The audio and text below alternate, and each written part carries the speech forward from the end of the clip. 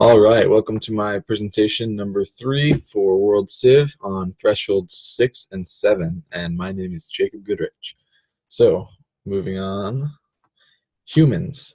So, humans, um, after all the evolvement that has happened on Earth up to the point where humans kind of came about, you've got many plants and organisms and such, and even maybe some mammals it talks about.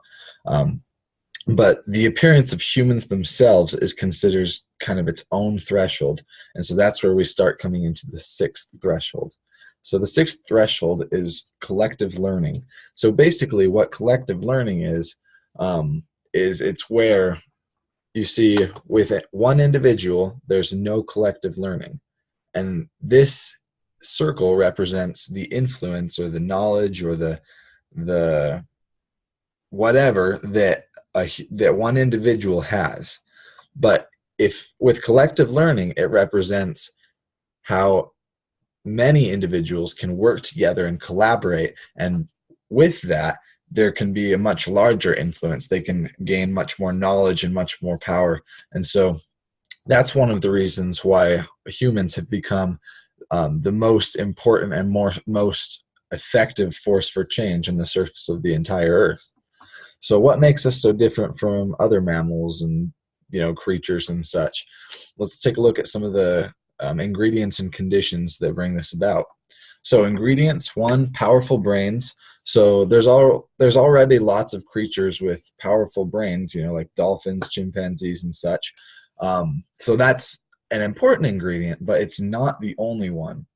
Another ingredient is a symbolic language, which enables us to effectively and efficiently share ideas.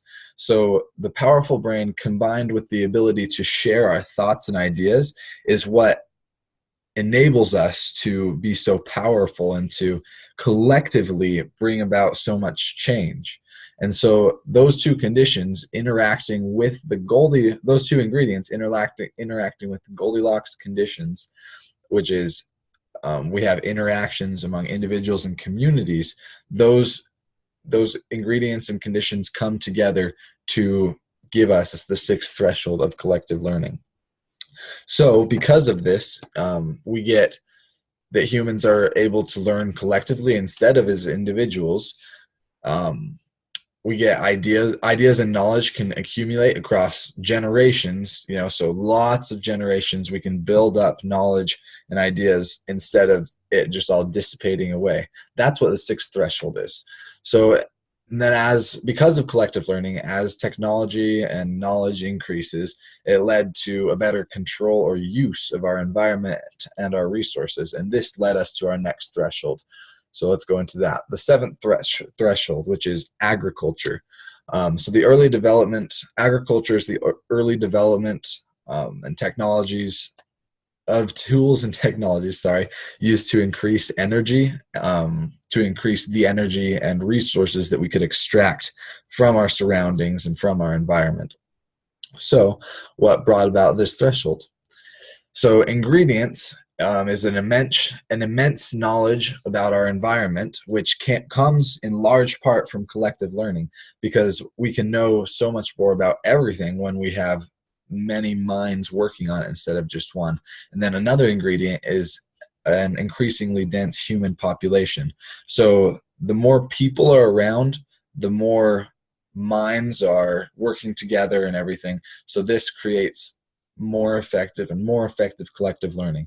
And then those conditions combined with these ingredients, increased competition for resources. So when there's more people around, they need more resources, and so they start to try to look for more ways to get food and to provide for their families, because they can no longer support everyone in the area simply on foraging and such, and hunting and gathering and stuff like that. And then also after the last ice age, warm climates were warmer and more stable, which made it so people could more reliably know that they could get a good crop out of their efforts, out of the agricultural system. So again, because of agriculture, we get many plants and animals become domesticated, and also many villages, cities, and great civilizations come about. And this is all because of agriculture, in large part because people come together and collective learning is applied, and people invent new things and are able to work on things instead of like build cities and such, instead of just hunt for food and gather for food.